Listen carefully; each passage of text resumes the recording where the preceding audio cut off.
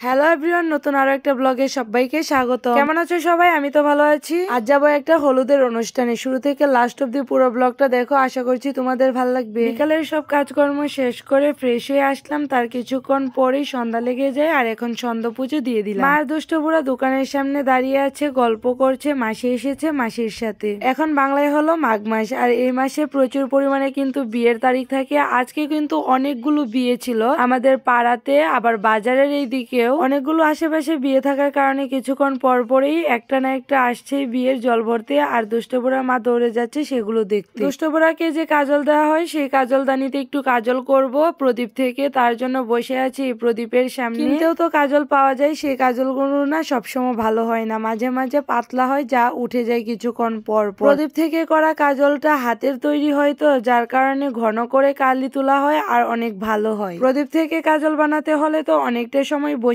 থেকে তারপর কাজলটা বানাতে হয়, যার কারণে অনেকটাই ঘন হয় আর অনেক সময় ধরে থাকে কপালের মাঝখানে। এই যে দেখো মাত্র অল্প একটু হয়েছে, আরো অনেক সময় ধরে বসে থেকে এটাকে ঘন বানাবো। এখন বিয়ের বাজনা বাজিয়ে যদি বাসার সামনে দিয়ে কেউ যায় জল ভরার জন্য, সেই দৃশ্যটা দেখার জন্য কে ছুটে না যায় বলতো। কিছুটা কাজল করার পর দুষ্টবুড়াকে খাওয়াবো, তার জন্য দুধ গরম দিয়েছি, আর বাবা চা চাচ্ছিল তার জন্য চা গরম দিয়েছি। খাবার খাওয়াতে দুষ্টবুড়াকে ঘরে নিয়ে আসলাম, আর এসে দেখি খাবারটা এখনো গরম রয়ে গেছে, এবার একটু ঠান্ডা হোক তারপর খাওয়াবো। বিকালে দুষ্টবুড়ার বাবা কিছু ফাস্টফুড কিনে দিয়ে গেছিল, আর তার মাঝে একটা কিটকাটের মতো একটা জিনিস ছিল। ভাবলাম মনে হয় কিটকাটের মতোই খেতে হবে, আসলে খাওয়ার পর বুঝলাম একদমই জঘন্য, আর দাম ছিল 10 টাকা। বলো, কিটকাটের সাথে 10 টাকার এই জিনিসটার তুলনা দিলে কি আর হয়? এই দেখো প্যাকেটটা দেখার পর কিন্তু সেম ওইটাই মনে হচ্ছিল, আর এটার নাম ছিল নিকনিক। দুষ্টবুড়ার খাবার কিন্তু জুড়িয়ে গেছে, এবার দুষ্টবুড়াকে ধরে এনে খাবার খাইয়ে দিব। দুপা ছড়িয়ে বিছানার উপরে চিপস দিয়ে কি করেছে দেখো। দিয়েছিলাম যে দুধটা গরম আছে, কিছুক্ষণ বসে এগুলো নিয়ে খেলা করুক, আর এই হলো তার অবস্থা। তাকে খাওয়ানোর পর সে চলে যায় মার কাছে। এখন আমি রেডি হচ্ছি হলুদের অনুষ্ঠানে যাব বলে, আগে নেল পালিশ দিয়ে নি, এখনো হাত মুখ ধুয়ে নি, তারপর হাত মুখ ধুবো। যার হলুদের অনুষ্ঠানে যাব তাকে আগে কখনো দেখি নাই, যাওয়ার পর হয়তো বা দেখবো, আর এটি ফার্স্ট টাইম তার সাথে আমার পরিচয় হবে। তাহলে নিমন্ত্রণটা কি করে পেলাম তা তো তোমাদের মনে অবশ্যই প্রশ্ন জাগতে পারে, তাই না? আমার শ্বশুরের দোকানে মেয়ের বাবা, মানে যার হলুদে আজ আমরা যাব, তার বাবা প্রতিদিন এসেই বসে আড্ডা দেয়। খুব ভালো একটা বন্ডিং আমার বাবার সাথে তার বাবা। আমার শ্বশুর মেয়ের বাবাকে দাদা বলে ডাকে, আমরাও জেঠা জেঠা বলে ডাকি, যার জন্য উনি বারবারই বলে যে আমার মেয়ের বিয়ের হলুদে তোমরাও যাবে। তারা থাকে বাজারে, যদি পাড়াতেও থাকতো হয়তো বা কোনো সময় দেখা হতো, পরিচয় থাকতো অন্যরকম ভাবে, এরকম ভাবে, যার জন্য এখন পরিচয় নেই। নেলপালিশ দেওয়ার পর আলতা পরে নি, আর এখন চুড়ি পরে নিচ্ছি। যেটা এসে কিছুক্ষণ আগে জিজ্ঞাসা করেছিল এখনো রেডি হওনি। মা বলছিল যে আমি তো দোকানে বসেছি, আপনার ভাই বাজারে গেছে, আসার পর রেডি হব।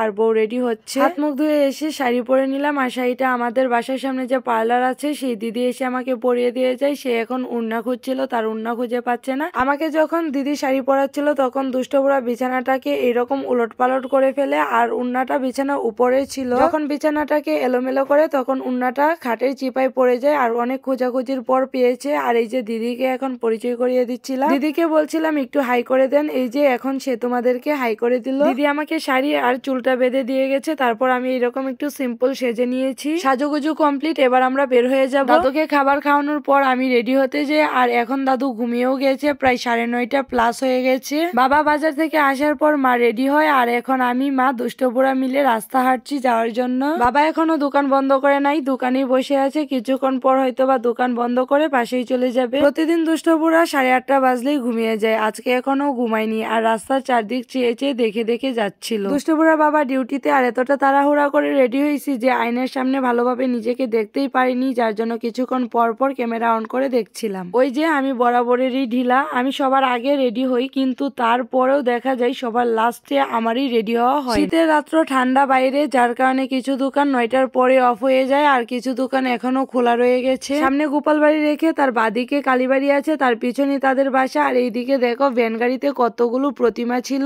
এগুলো হয়তো সরস্বতী প্রতিমাই হবে। সামনে যেহেতু সরস্বতী পুজো, কালারফুল লাইটিং আর লাল নীল বাতির গেট দেখেই বুঝতে পারছো সবাই যে আমরা বিয়ে বাড়ি এসে গেছি। হ্যাঁ, আমরা বিয়ে বাড়ি এসে গেছি। এই তো এবার আমরা বিয়ে বাড়ির ভেতরে যাচ্ছি, আর আসার পর এই যে সামনে যারা গেটের দাঁড়িয়ে ছিল তারা বলছিল সবাই নাকি চলে গেছে জল ভরার জন্য। শুরুতেই তো বলেছি আগে কখনো আমি এখানে আসিনি, যার জন্য আমি কিছুই চিনি না, মার পিছে পিছে হেঁটে যাচ্ছিলাম। সামনে কালীবাড়ি আছে, যার কারণে এইখানে একটা এত বড় বট গাছ, কিন্তু আর কালীবাড়ি থেকে এই বট গাছের ভিউটা অনেক সুন্দর দেখা যায়। এই তো এখন আমরা জেঠুদের বাসার ভিতরে আছি, সবাই তো জল ভরতে চলে গেছে, এখন পুরো বাড়ি ফাঁকা। ভাবছি এই ফাঁকে তোমাদেরকে পুরো বাড়িটা ঘুরে দেখাই। আমিও তো আর কখনো দেখি নাই, ঘুরি নাই, যার জন্য নিজেও ঘুরে নিচ্ছি, তোমাদেরকেও দেখাচ্ছি। কালকের বিয়ের জন্য এদিকে কিন্তু কুঞ্জ রেডি করে রেখেছে। কুঞ্জটা বেশ সুন্দর হয়েছে, সারা বাড়ি জুড়ে কিন্তু ডেকোরেশন করা হয়েছে, আর ডেকোরেশনও অনেক সুন্দর হয়েছিল। ভিডিওটা যেহেতু অনেক আগের আর ভয়েস ওভার মাত্র দিচ্ছি, এই বাড়ি সম্পর্কে অনেকটাই আইডিয়া হয়ে যায় ঘোরাফেরার পর। এই তো মা আর দুষ্ট বুড়া তারাও ঘুরছে, দেখছে চারদিকের পরিবেশটা। চলো এবার একটু সামনের দিকে এগিয়ে যাই। ওইখানে কিন্তু আবার গায়ে হলুদের স্টেজ করেছে। আমরা যেরকম অতিথি হিসেবে গিয়েছিলাম তাদের বাড়িতে, সেরকম কিন্তু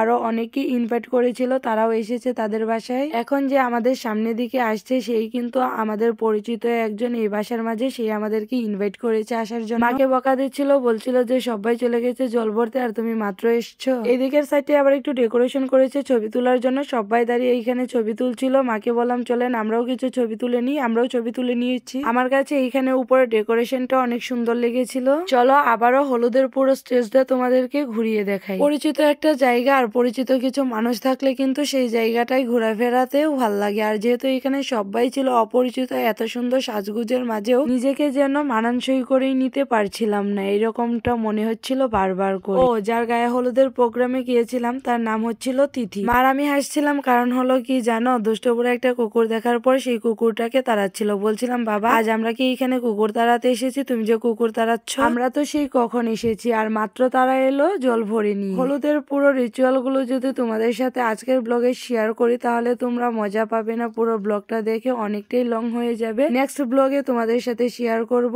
হলুদের প্রোগ্রামের বাকি অংশটুকু। আর হলুদ বিয়ে হিন্দুদের তো জানোই কত রিচুয়াল থাকে, সেই সবই দেখতে পারবে তোমরা পরবর্তী ব্লগে। সো আজকে সবাইকে টাটা।